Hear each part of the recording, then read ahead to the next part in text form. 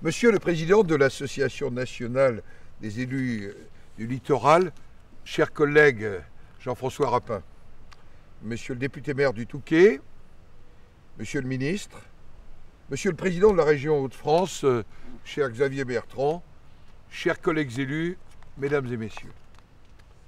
La conférence des présidents de parlements nationaux de l'Union européenne me retient en ces temps de Brexit à Bratislava. Mais je tenais, à l'invitation de Jean-François Rapin, je tenais à vous adresser un message vidéo pour saluer ces journées d'études de l'Association nationale des élus du littoral. La France, et vous le savez mieux que quiconque, dispose d'un littoral exceptionnel. En métropole, comme dans nos outre-mer, et du deuxième espace maritime mondial après les États-Unis. Cette réalité, vous la connaissez parfaitement dans les Hauts-de-France. Vous avez la chance d'avoir à la fois un magnifique littoral et un réseau portuaire, maritime, mais aussi intérieur, facteur de dynamisme économique et d'attractivité. Le nouveau port de Calais, dont la première pierre vient d'être posée, est de ce point de vue une chance nouvelle pour votre région. Moi, en tant que résident assez régulier d'une île au nord du Finistère, l'île de Bas, je mesure combien le littoral et la mer sont des atouts majeurs pour notre pays. Pays qui doit plus que jamais se représenter, se projeter comme une puissance maritime. Cette influence maritime, elle emporte des conséquences en termes de contraintes de protection, mais aussi en termes de possibilités de développement. Au cours de la dernière session parlementaire, la nouvelle vient tout juste de débuter, le Sénat a été ainsi amené à adopter plusieurs mesures importantes pour le littoral et ses élus. Je tiens à cet égard à saluer l'implication et l'expertise des 31 sénateurs, membres du groupe d'études sur la mer et le littoral, coprésidé par Annick Billon, sénatrice de la Vendée, et Michel Vaspart, sénateur des Côtes-d'Armor. Je veux prendre 4 exemples.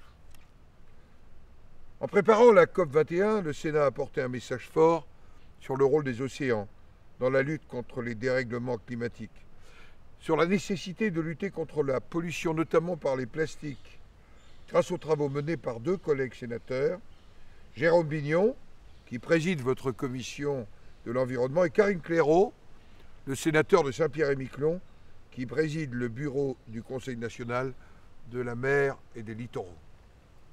Le Sénat a veillé à renforcer la compétitivité de notre économie portuaire et maritime, grâce aux travaux et aux débats menés par Didier Mandelli, un autre Vendéen, et par Michel Vaspart, sur la proposition de loi tendant à consolider et à clarifier l'organisation notamment de la manutention dans les ports.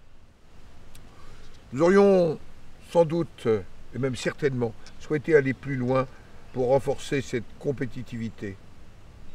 Mais nous avons bataillé avec succès pour préserver des dispositions importantes comme l'auto-liquidation de la TVA à l'importation dans les ports ou les allègements de cotisations sociales patronales, ce qu'on appelle en vieux français le net wage. Lors de l'examen du projet de loi pour la reconquête de la biodiversité, de la nature et des paysages, Jérôme Bignon, Bruno Retailleau, avec eux, le Sénat a fait inscrire dans le Code civil la reconnaissance du préjudice écologique. Ça parlera particulièrement à nos collègues qui ont été victimes de l'ERICA ou d'une autre pollution par les hydrocarbures. Enfin, 4e point et non des moindres, le Sénat a adopté dans ce même projet de loi, à l'initiative de votre président, Jean-François Rapin, un amendement pour simplifier l'application de la loi littorale en faisant du SCOT un véritable outil d'adaptation à l'échelle locale des prescriptions de la loi littorale. L'Assemblée nationale n'a pas voulu retenir finalement ce dispositif, je le regrette, car je pense que les élus ont besoin de souplesse et qu'un jour ou l'autre, ce sujet reviendra, j'allais dire, sur le bord du littoral et sur le devant de la scène du Parlement. Je voudrais vous dire quelques mots en conclusion sur deux sujets importants qui vont faire l'objet de vos travaux. Le premier concerne évidemment la réforme territoriale, la nouvelle répartition des compétences, qui a un impact sur vos collectivités et qui impose de trouver de nouvelles dynamiques de gouvernance. Je veux dire ma confiance dans l'Association nationale des élus du littoral pour vous accompagner, mais aussi pour relayer vos messages en direction du Sénat qui représente les collectivités du littoral comme l'ensemble des collectivités territoriales de notre pays. Je veux vous lancer un appel. À la lumière de vos expériences, si vous avez des propositions pour simplifier les normes, qu'elles soient réglementaires ou législatives, alors adressez-les nous. Nous avons engagé, et ce sera le 28 octobre prochain, la première proposition de loi consensuelle pour simplifier les normes en matière d'urbanisme et d'utilisation des droits du sol, mais j'entends aller plus loin.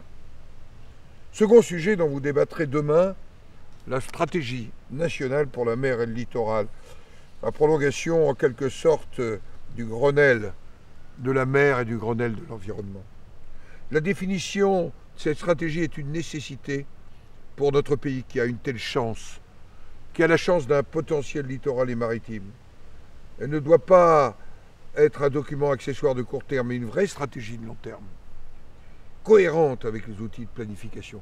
Je vous le dis, mes chers collègues, n'oubliez pas nos Outre-mer et la chance que les Outre-mer représentent pour notre pays. Cela suppose que cette définition, que cette stratégie soit correctement partagée avec les différents acteurs, notamment les collectivités territoriales. Je souhaite que l'État y veille et tienne compte des préoccupations qui sont exprimées par votre association. C'est un enjeu stratégique pour notre pays et il ne faut pas le rater.